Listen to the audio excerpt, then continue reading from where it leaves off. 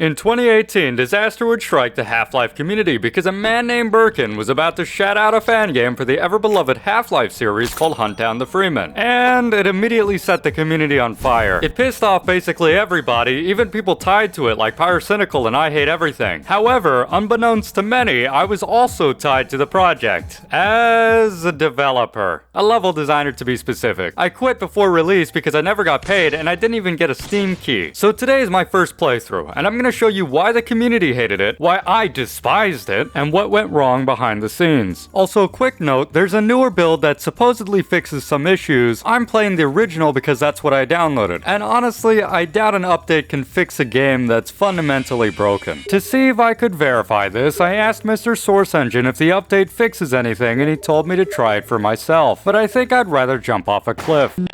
Stop fucking with the microwave! So I boot up the game and decide to start with the tutorial. Within seconds, I notice this doesn't feel like a real game. You could probably see what I'm seeing, but this feels like a fan-made mod. Even worse than some mods out there, but they didn't decide to charge $10 for their mods. And the game enthusiastically proved me right, since it soft-locked me due to my parkour key being unbound. So I decided to bind it as I normally would, but going to my keyboard binds, I couldn't find it. It's not there, there's no parkour key. I spent way too long trying to troubleshoot it, but nope, it's just not there. So I bail on the tutorial, hoping that the parkour feature isn't a crucial part of this game.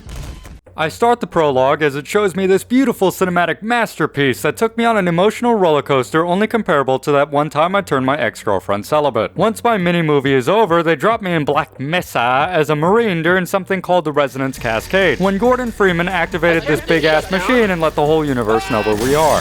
After the game throws more zombies and head crabs at me because the developers didn't know what else to do, they thought of something different for once, which included a puzzle. That, of course, you needed parkour for. So after my parkour bind rebinded itself, I'm not even joking, I started doing some parkour. The only reason this mechanic exists is to show off the super cool, badass, useless extra programming they did and Birkin never paid for. After wasting my time already, the game continues this trope as I walk a whole extra mile to get to a door triggering a cutscene. A masked guy in an HEV suit, presumably Gordon Freeman, beats the shit out of me, starting the events of Hunt Down the Freeman as we make a deal with G-Man to get my revenge on Freeman. For those astute among you, you may have noticed that I've been more critical of this game than usual. It's not just because I wasn't paid, though that's a factor, it's because after playing this game to completion, I genuinely fucking hated it. I've never felt so soulless, so exhausted, and so tired from a video game, and I've ran a literal marathon, so as you watch me start to play the actual game, you'll see me go more and more insane. Here, let me buy you a drink.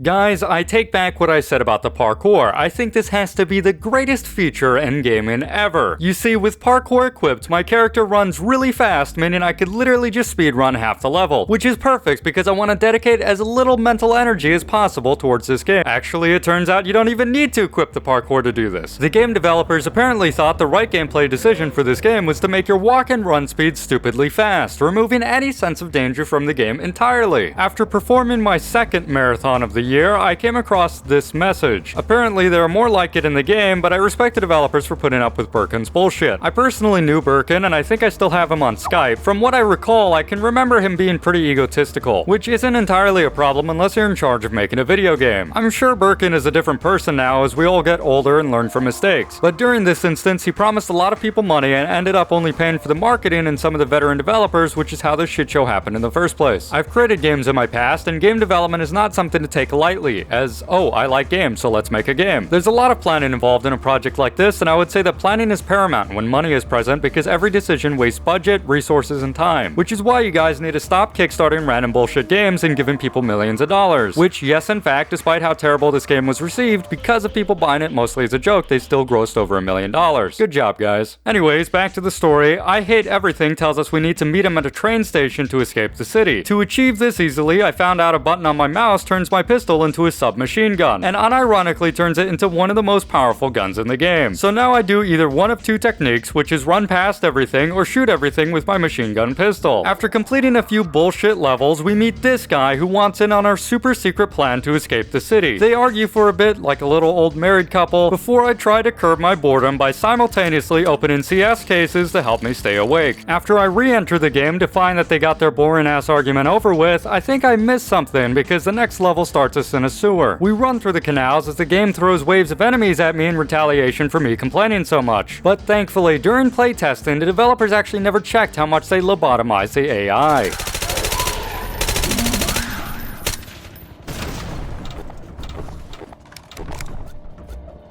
I continue Operation Run through this shitty game until I make it to this infuriating level in the subway. The nerd that I was arguing with earlier tells me that the Claim Wars probably have a central computer I need to shut off, and I just need to follow the wires. The interesting part about that statement is that the wires lead to nowhere. So I sit there looking around as to what the hell this game wants me to do. Then after like 30 minutes, I have a revelation that the pipes on the ceiling are probably climbable. And this is the core problem with Hunt Down the Freeman. Half-Life makes you solve puzzles yourself, sure, but it also teaches you how to think in its levels. It will show you the mechanic in a safe way, then test it with you later. This game doesn't teach you shit. It drops you in a room and hopes you randomly guess one stupid solution. And that's basically 90% of the experience. What goes wrong with the casino? It's my ass. It's not yours, it's my ass. I don't know whether you know this or not, but you only have your fucking casino because I made that possible. We enter another cutscene with this annoying caricature of a person, and he wants to take a train to California so we can get on a boat. But first, this game makes me do a useless 2-second mission, which entails running down a hallway, flipping a switch, and running back.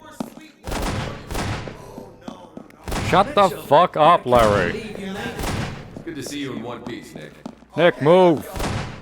Shut the fuck up, for God's Thank sake. you. I guess they didn't really care to make it that subtle that they wanted to pad out the playtime so you can't refund the game. And speaking of subtlety, I'd like to remind you that I am a real person and I work hard making these videos. So subscribing really does help me get somewhere. Plus, I have a Discord server if you just want to talk to me directly. Link in description. I make a grave mistake by following the characters into a terrible, agonizing cutscene where they shove every YouTuber they can get their hands on into the script. President Keemstar tells us we've surrendered to the aliens before Private Pyrocynical tells us the aliens have broken in and are attacking, which is no problem for me since I just run around and shoot my gun until I get to the worst damn level in the entire game, which is actually just a lie I made up because every level after this one gets worse than the last. But either way, this level in particular pissed me off because I had no clue what to do. In fact, after running around for like a solid half an hour, I eventually gave up and turned on no clip to accidentally trigger an event and end the level. Even after having cheated, I still do not know how I was supposed to get into this train car. After our train for some reason goes to Nevada, despite it making more sense to go through Arizona, we're given a Humvee and put into a sequence where I have to simultaneously drive the car and shoot the gun. Of course, in a game like this, there's no real reason to shoot the gun, because the bigger threat is accidentally driving off the mountain and getting soft-locked, because for some reason they decided not to put a kill trigger here. After driving around for a while, we come across another road, which is dumb, because that road leads to absolutely jack shit. So why even add it? Because Hunt Down the Freeman. Anyways, I reroute back to the correct road and trigger the next level, which puts us in a town with a combine gunship following us. The entire driving sequence is really damn boring, so TLDR, I figure out their dumbass puzzle, keep driving for a bit, need to get into a factory, then do that thing where I walk around for 30 minutes trying to figure out how to get in before choosing a no clip instead, because this game's level design is worse than drivers in Arizona. Anyways, this story is super uninteresting, and I don't have time to edit this 5-hour long footage, yes, you heard me correctly, so basically this is what happens in the next few filler missions.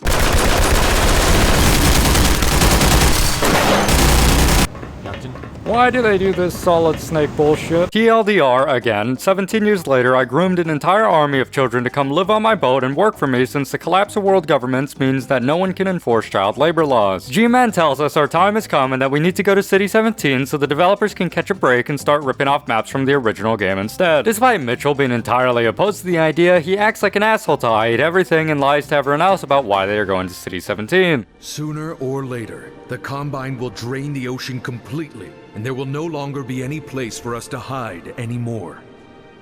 It is time to take action.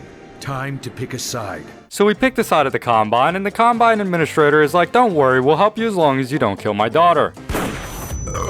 Shit. Turns out this dude betrayed us and was working for G-Man the whole time. G-Man shows up and basically explains that we can't kill Freeman, and because we killed the administrator's daughter, the Combine are now splitting their forces to come looking for us. And the whole plan, I guess, was just to make it easier for Gordon Freeman. So G-Man leaves us to die, but Mitchell is a resilient son of a bitch. And instead of dying, we break into a Combine base of some sort to get to the top and get an evac from a helicopter back to the ship so we can go kick that traitor's ass. This leads me into the only section, the only section of this 4 to 5 hour long game that I actually enjoyed. The only section. Mind you, everything between working with the Combine and the daughter getting killed was like an hour of cut content I removed from the video. Because not only was it boring to watch, it was painful. It was so goddamn hard to get to this point in the game. So when I say the only section where I had a minuscule amount of fun, I mean it. And the only reason I had a minuscule amount of fun is because this level reminds me of Left 4 Dead. The evac helicopter coming, there's a timer even though it doesn't show it, and in the meantime I'm setting up defenses with sentries. It's a defensive wave level, it's something different. After a little while the helicopter arrives, drops me a minigun, and I start shooting down gunships because I'm a badass. But all this to say, if I really wanted to, I could just play Gmod and get the same experience without spending 4 hours suffering to reach it. Look, I'll do it right now.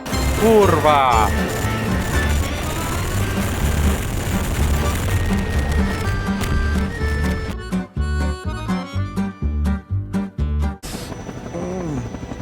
You fucked up my face.